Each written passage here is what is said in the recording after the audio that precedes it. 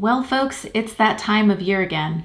Today, we're going to talk about a super important topic for nonprofit fundraising success, and that is how to run a successful year-end fundraising campaign. Now listen, the last quarter of the year is really important for nonprofit fundraising.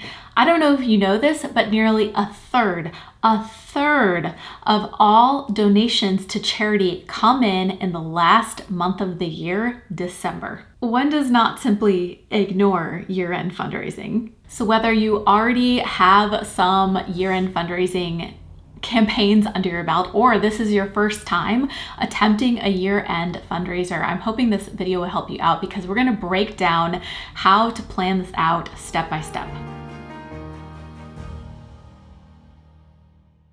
Once again, I'm Amber Melanie Smith, nonprofit founder, social entrepreneur, and social impact YouTuber.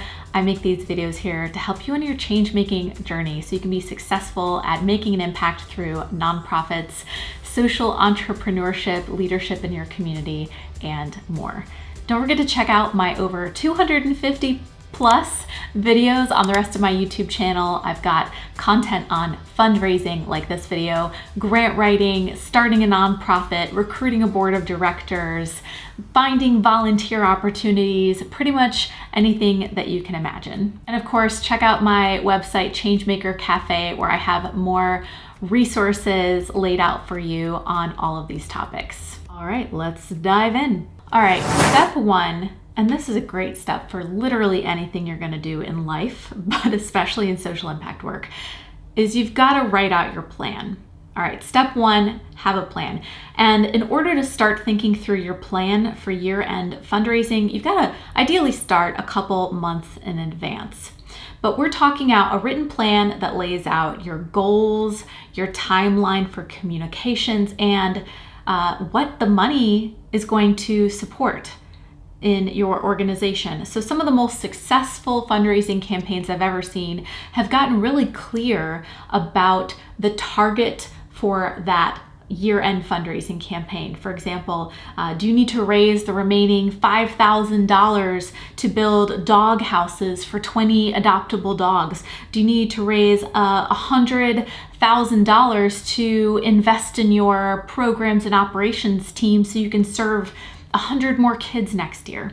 What you want to do here is pair the amount that you want to raise with the outcome that it's going to have. So you heard me do that just now. We need to raise $5,000. The outcome is that 20 adoptable dogs are going to have a cute little dog house. So you need to be specific and clear, because without a clear goal, it's going to be really hard to craft compelling and inspiring messaging for your donors. But your plan is also a tool for you to coordinate effectively with people helping out on your team, right? So this plan should also include a schedule of some of the most important milestones and activities that need to occur. For example, on this date, we're going to send our first email out to our donors. On this date, we're going to have our video about our campaign completed and posted, and so forth. Step two is really important, and I'm going to tell you about something you need year-round, but especially for your year-end campaign, and that is you need to create your case for support.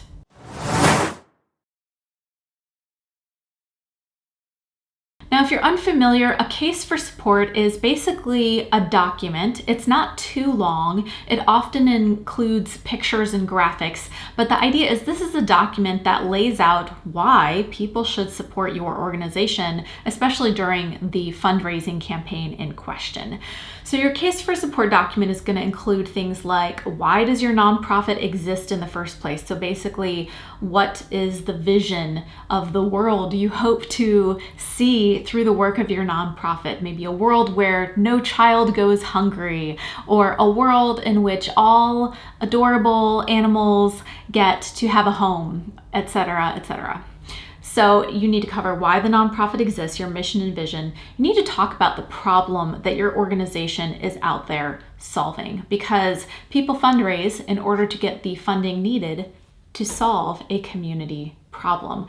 So who are the people that you're serving? What are their challenges? What are their barriers to having a better life? And how does your nonprofit specifically address those challenges?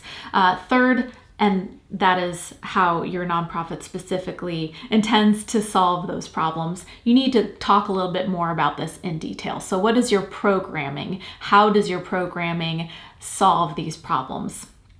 And finally, why your organization deserves funding. What is your track record of success? How do you know that the funding, when invested, will create the community outcome that you promise? When you put all of these things together in a beautiful case for support with some lovely photos, you will have a winning proposal for fundraising support.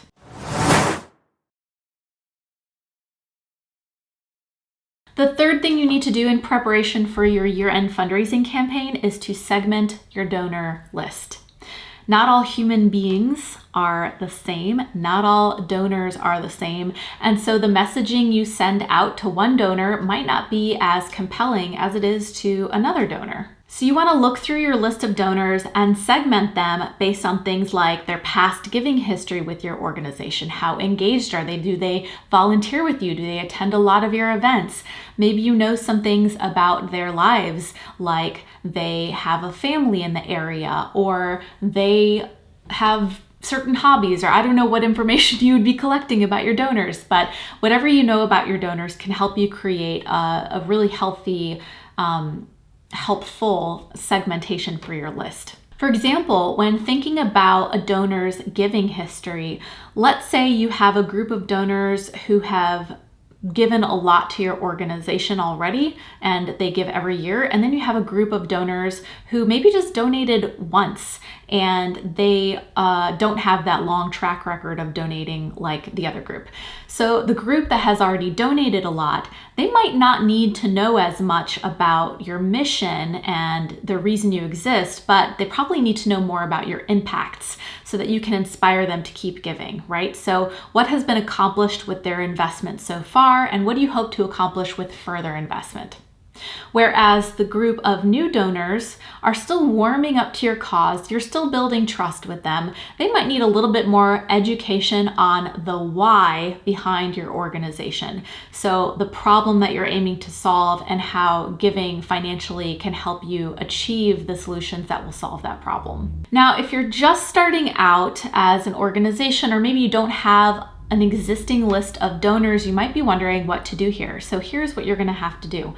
Your year-end fundraiser is honestly, it's going to be more successful if you already have a base of donors or an audience that knows and trusts you. And that's just because donor psychology shows that people are more willing to donate when they trust and have some familiarity with your cause.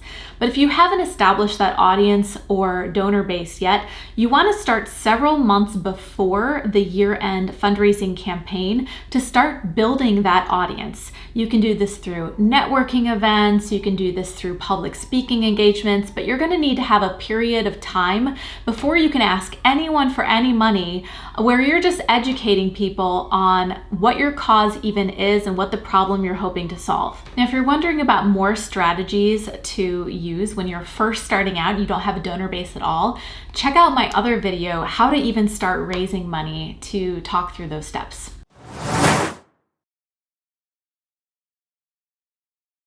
Step 4 is you're going to design a communication strategy that's going to hit on multiple channels and multiple platforms. So this is a multi-channel campaign, in other words. The reason for this is not all of your donors are necessarily email people. Some might be social media people. Some even might be direct mail people. You've got to think about how you're going to reach your donors in a lot of different ways because they don't all communicate the same way. So when you're thinking through your communication strategy, you might be developing one strategy for email, one for social media, one for text messages are really big right now, maybe one for direct mail or snail mail, as they say, because you never know. Some people respond really well to that. It really just depends. Ultimately, it's about knowing your specific nonprofit audience really, really well. You're the only one who can do that. So when you're developing all this communication, just make sure that you have the same consistent, clear branding across all of the channels, whether it's a logo on an envelope that you mail out or in an email or on your social media content. Make sure it's all consistent so people know who the communications is coming from. And you also want to include, and this is very important, a clear call to action. There's nothing worse than getting someone really inspired to give and then not making it easy and clear to know how to give money at all. So I'm talking clearly linked and labeled donation pages and making sure those donation pages are super easy to navigate also. And consider that a typical year-end fundraising campaign could last anywhere from 4 to 8 weeks or even more depending on your organization's fundraising cycle. So you're going to want to be thinking of communication strategies that are threaded throughout this entire time period. Prepare your messaging early and be prepared to send out a significant amount of it during that time.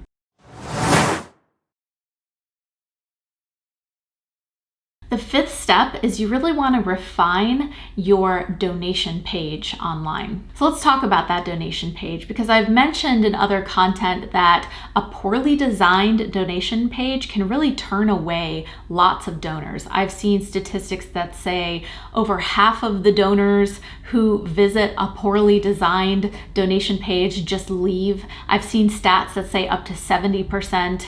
Whatever the case, it's not good, and that's a lot of money left on the table that you could be benefiting from to make an impact. So when thinking through what a good donation page looks like, be sure to think through the following items on this checklist.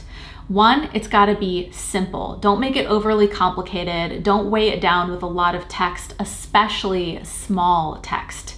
2nd, it's got to be mobile friendly. Please make sure you test your donation pages on tablets and phones to see how they look.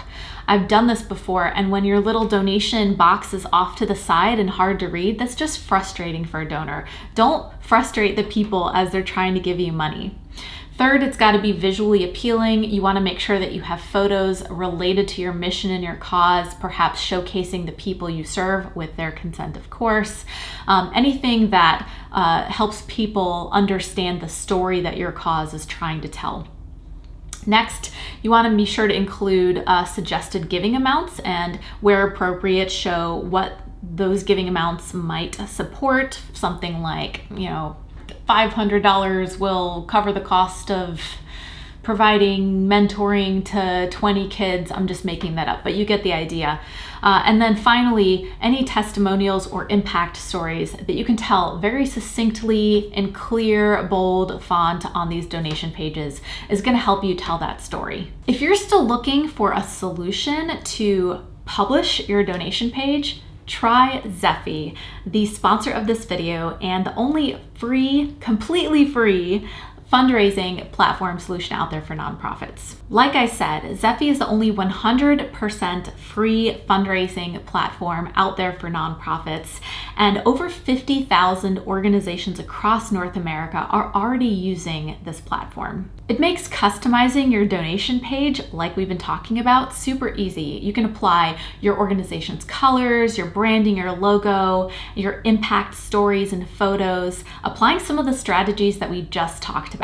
Most fundraising platforms out there take some percentage of the donations raised, maybe 3 to 10%, to cover their transaction fees.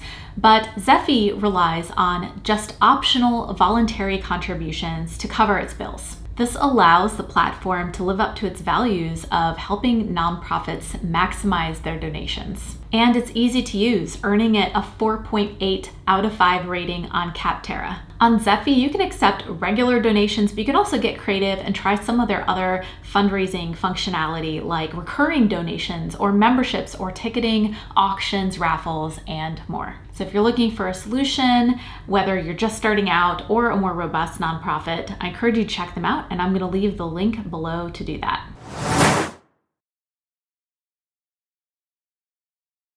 Step number 6 in leading a successful year-end fundraising campaign is all about that messaging that occurs during the weeks of the campaign. And step 6 is to make sure that you are sharing your impacts and creating a sense of urgency throughout your communications. So when you're planning out your communications, you want to make sure you're varying up the different angles of your work that you're talking about.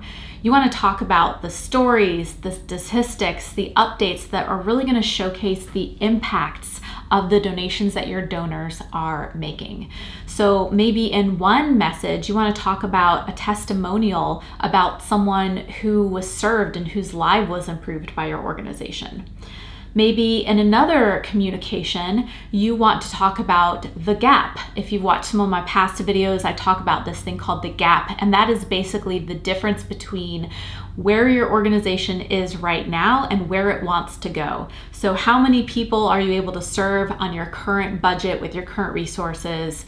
And how much money would it take you to get to this next milestone, crossing that gap, to be able to serve more people? That dollar amount is the amount of money you're aiming to raise. Here's an example of how you might phrase this in communications.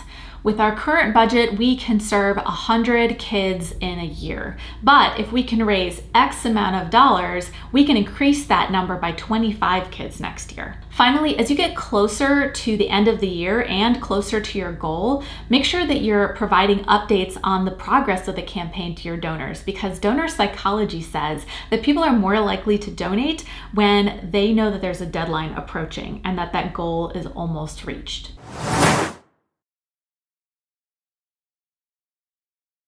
Step 7 is really important, and that is to thank your donors and to be good stewards of those donors and donations throughout the whole year, not just during your year-end fundraising campaign. And it doesn't take much. Just send a personalized, heartfelt, authentic message to thank your donors afterward, share the impacts, and most importantly, stay in touch with them throughout the year. People don't just want to hear from you once a year when you need their money. They want to know how your organization is making an impact year-round. So find opportunities to provide updates, maybe through a newsletter, or invite them to volunteer for a special event, or get a behind-the-scenes tour of the work that you're doing. All these engagement touch points can help deepen a relationship and lead to not just more donors sticking around, but higher levels of donations in the future. All right, there you have it. Those are the main steps to planning and executing a successful year-end fundraising campaign. I'm curious, if you've done a campaign like this, what did you learn? What were the lessons you learned? What worked? What didn't? Share in the comments below with our little Changemaker community here. Or if this is your first time executing on a year-end fundraising campaign, share your questions and let's see what's on your mind. If you found this video helpful, don't forget to give it a thumbs up and subscribe to the channel. That lets YouTube know that we need to reach more people with this content, and I would really appreciate it. Finally, don't forget to check out my website, changemakercafe.com, where I have all my content neatly organized in topics like fundraising and social entrepreneurship for you. And subscribe to our weekly newsletter, Changemaker Mondays, where I send out tips and strategies on all of these topics once a week on, you guessed it, Mondays. I'm Amber, and I'll see you next time. Bye.